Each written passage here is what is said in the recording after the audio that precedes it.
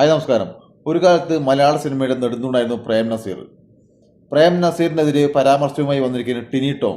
ടിനി ടോം പറയുന്നത് അവസാന കാലഘട്ടങ്ങളിൽ പ്രേം നസീറിന് സിനിമയൊന്നും ഉണ്ടായിരുന്നില്ല. ആ മാനസിക വിഷമത്തിലാണ് പ്രേം നസീർ മരിച്ചത്. അതേപോലെ തന്നെ പ്രേം നസീർ സിനിമയില്ലാത്ത ദിവസങ്ങളിൽ ബഹദൂറിൻ്റെ വീട്ടിൽ പോയിരുന്ന് കരയുമായിരുന്നു എന്നൊക്കെയാണ് ടിനി ടോമിൻ്റെ വാദം. ടിനി ടോം പ്രേം നസീറിൻ്റെ കാലഘട്ടങ്ങളിൽ സിനിമ എന്ന ഫീൽഡുമായി എന്തെങ്കിലും ബന്ധമുണ്ടോ?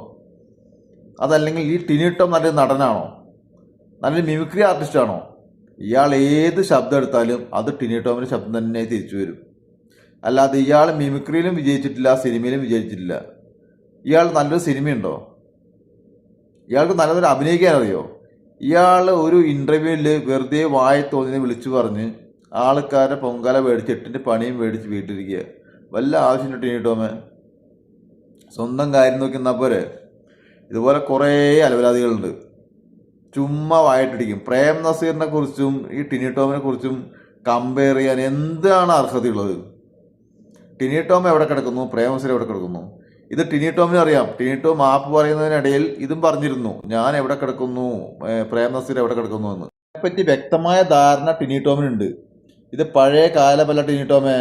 ആവശ്യമില്ലാത്ത വായ തുറന്നാൽ ആൾക്കാരെടുത്ത് പൊങ്കാലയിടും.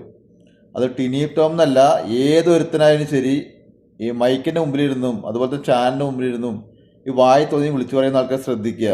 ഇത് പഴയ കാലമല്ല. എന്ത് വന്നാലും ആൾക്കാർ എയർമ നിർത്തും. അതുകൊണ്ട് സൂക്ഷിച്ച് സംസാരിക്കുക. ഓക്കെ, ഇതാണ് ടിനി ടോമിനെ പറ്റി പറയാനുള്ളത്. അപ്പോൾ കഴിവില്ലാത്തവൻ കഴിവുള്ളവരെ പറ്റി കുറ്റം പറയുന്നത് ഇതാണ്. ഇപ്പം ടിനി ടോം പോയി ടിം ടോം ആയിരിക്കുക. എയറിൽ ടിനി ടോം.